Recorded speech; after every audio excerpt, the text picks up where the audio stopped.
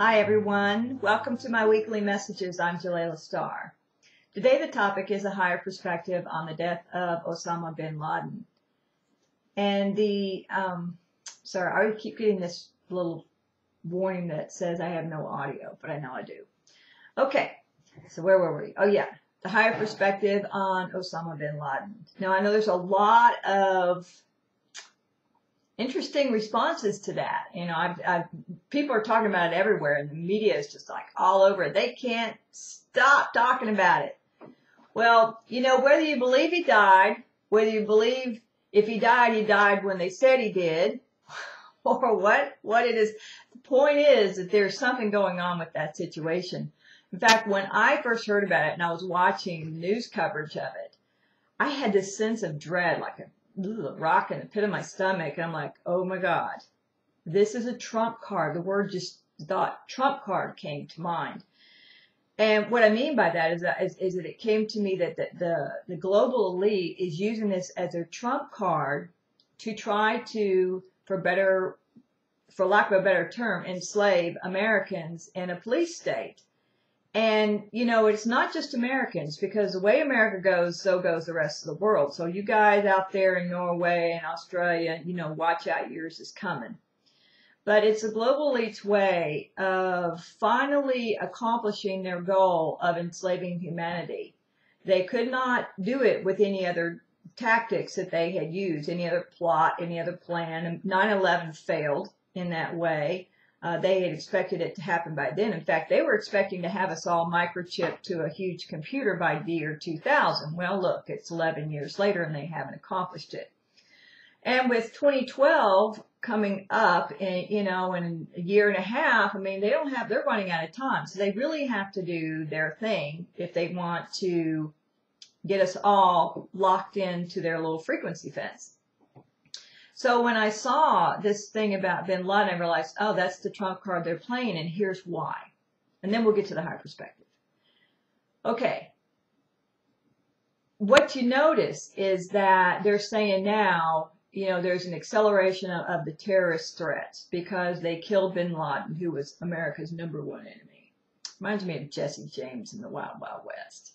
Anyway, they, you know, so they're gonna, and now they have a new terrorist threat against Obama's grandmother. So, you know, you're already seeing it happen. And then what they're saying, I think it was a national security advisor was saying this last week or this weekend, that they now believe that the terrorists are going to target less populated areas. So, okay, read between the lines. What that means is there's no security, there's no place that the terrorists won't hit. So therefore, they're going to have to up the security level, which means whatever rights we have go down. My theory is they're going to start having all these fake terrorist attacks, and they're going to really promote them on the media.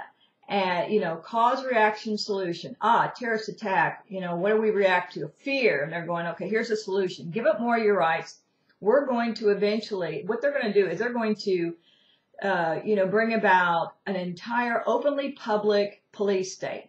Be like Nazi Germany. It reminds me of that dream I had back in 2004 about the rise of the Fourth Reich. And most of the people who are the little followers will support it because they're all scared and they want to be protected from the terrorists, and they'll keep running, you know, the footage of the 9/11 victims and anybody who's been, attacked by a terrorist. They're going to just keep throwing that in our faces to try to convince us that this is the way to go.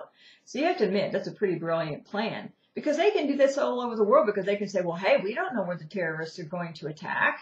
So I think what we'll also see is at some point they'll bring about a really big attack, Americans on their own people, blame it on the terrorists, and use that as a reason to,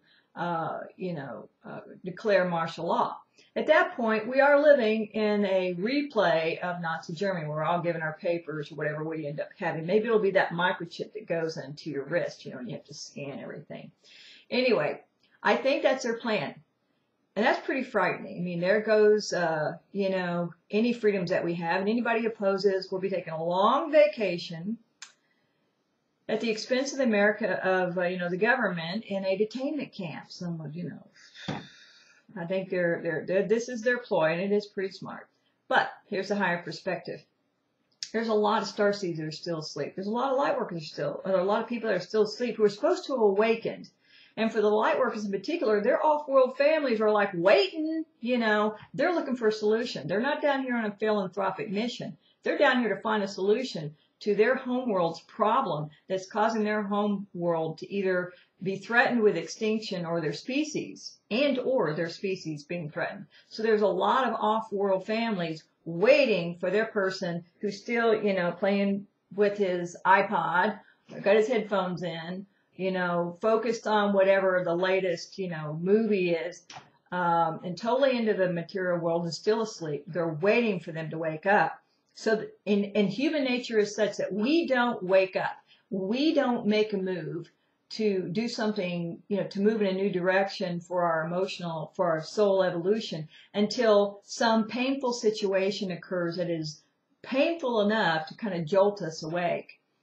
And I see a lot of people in that place. I even see light workers who've been on the path since the 80s, and they've kind of like fallen back into 3D and become lackadaisical. Well, it takes somebody lighting a fire under our butts to get us moving in the right direction and go, wait a minute, time's running out.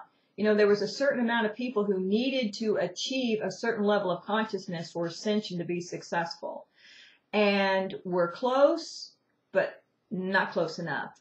And then, you know, there's like I said, groups of people who were supposed to be awakened by now, but they haven't.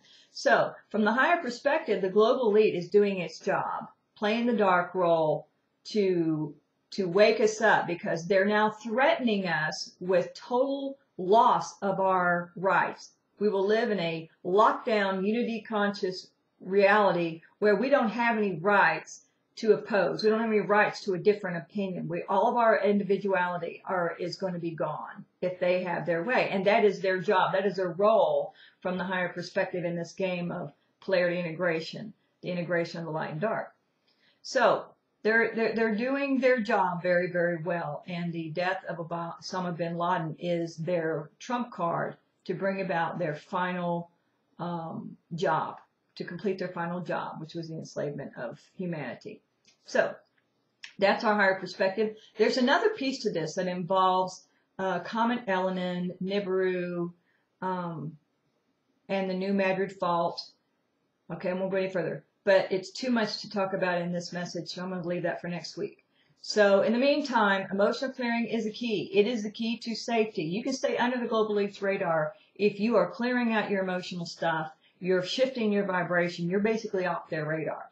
And at the same time, doing that helps keep you safe during the earth changes, so you're moved out of harm's way. So once again, emotional clearing. On that final note, I'm going to give a little plug for the Emotional Clearing Teleconference. It's coming up Wednesday the 16th. Check my website for the dates and times in your area. And everybody will have an opportunity to do a little bit of emotional clearing right there on the call. All right. Take care. Have a great week. And I will talk to you next week. Bye.